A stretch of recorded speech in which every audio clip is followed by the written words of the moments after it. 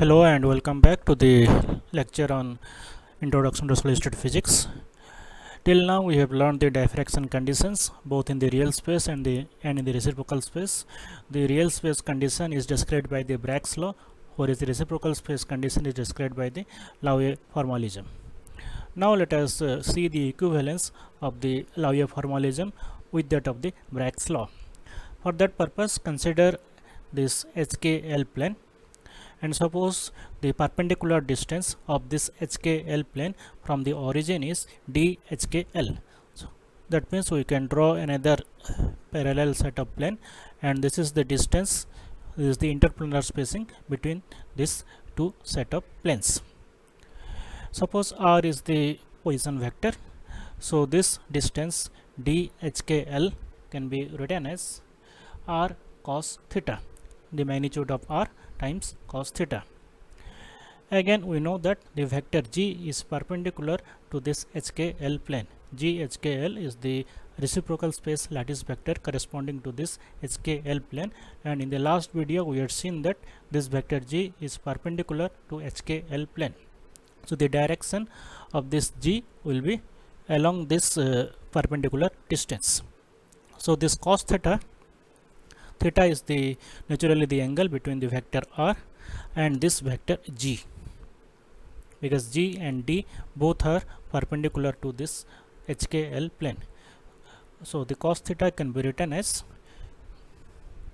R dot the vector G divided by the magnitude of the vector G. So that means the unit vector along this vector G.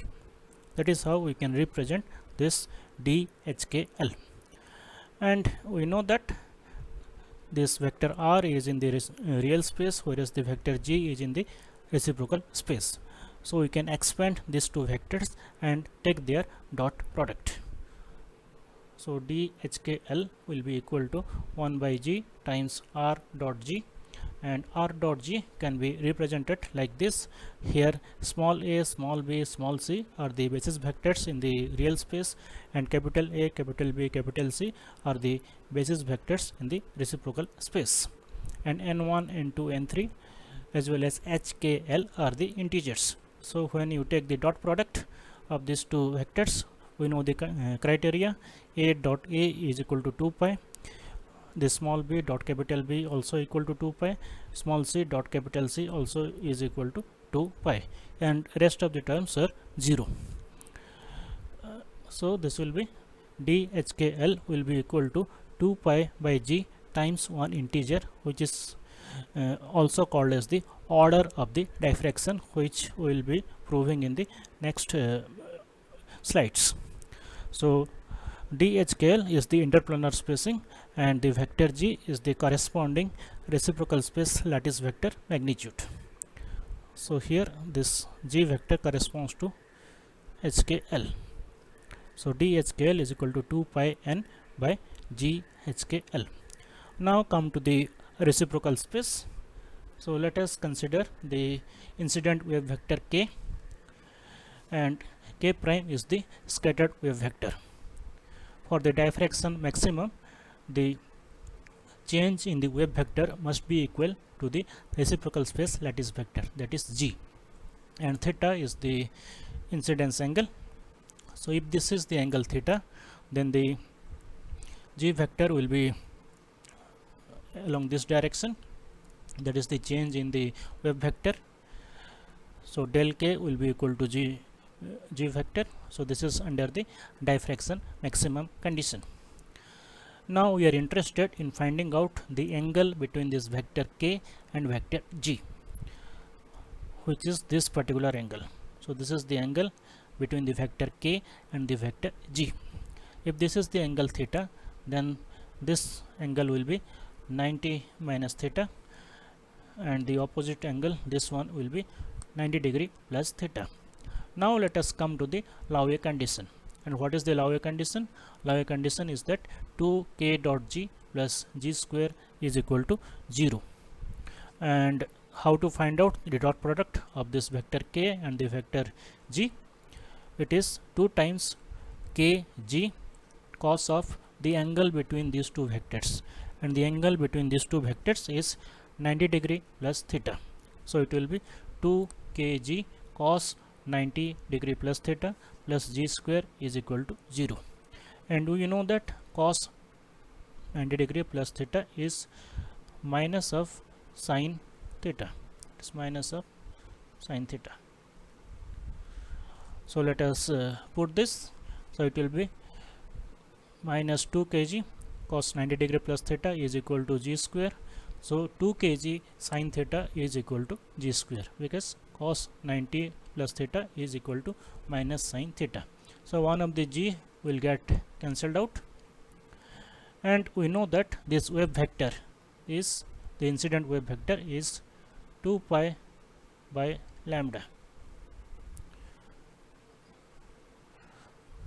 So, and the vector, the magnitude of the reciprocal space lattice vector, already we have proved in the previous slide that it is related with the interplanar spacing as DHKL is equal to 2 pi n by GHKL.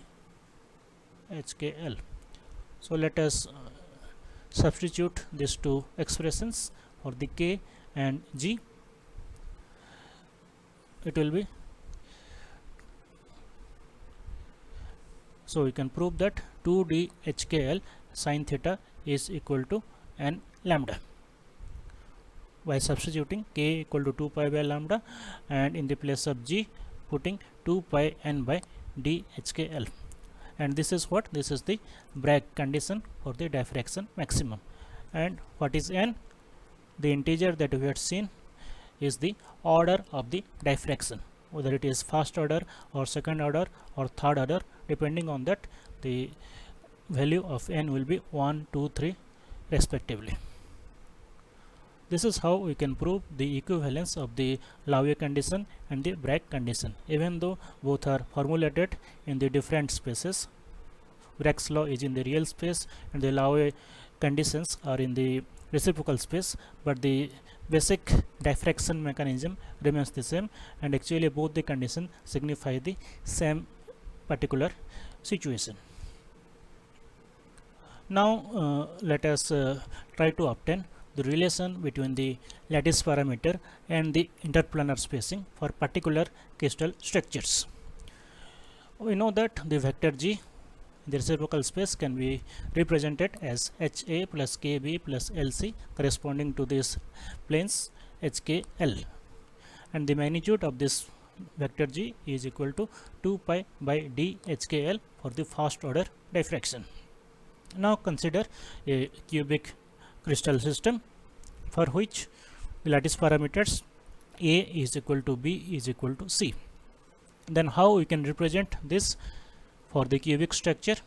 We know that the vector A can be represented as, vector A is related with the real space lattice vectors as 2 pi times B cross C by A dot B cross C. That means the volume of the unit cell. Now for a cubic structure, we know that the magnitude of these three vectors A, B and C are the same. So this can be written as, so here B, C, the magnitude are the same. So this can be, magnitudes will get cancelled out. So it will remain only 2 pi by A times x cap, because this is along the A direction. The direction of this particular vector is along the direction of A. Similarly, the vector B can be written as 2 pi by A y cap, and vector C can be written as, the capital vector C can be written as 2 pi by A times z cap. Now this GHKL can be rewritten in terms of this real space lattice parameters as 2 pi by A h x cap plus k y cap plus l z cap, using these three relations, and this is valid only for the cubic crystal structure. And the magnitude of this vector will be root over of the square of the x component plus square of the y component plus square of the z component. So this can be written as 2 pi by a root over of s square plus k square plus l square. Now if we compare this relation and this relation, we can find an expression which relates the lattice parameter a with the interplanar spacing DHKL. So DHKL is equal to a by root over of s square plus k square plus l square. So this is the relation between the lattice parameter and the interplanar spacing for the cubic crystal system. In the same way, we can derive the corresponding relations for the other crystal systems. Like for tetragonal, this is the relation. For hexagonal, this one is the relation. For orthorhombic system, this is the relation between the interplanar spacing and the lattice parameters. In the last video for this module, we will be learning what are the experimental geometries which can be obtained to scan the diffraction conditions.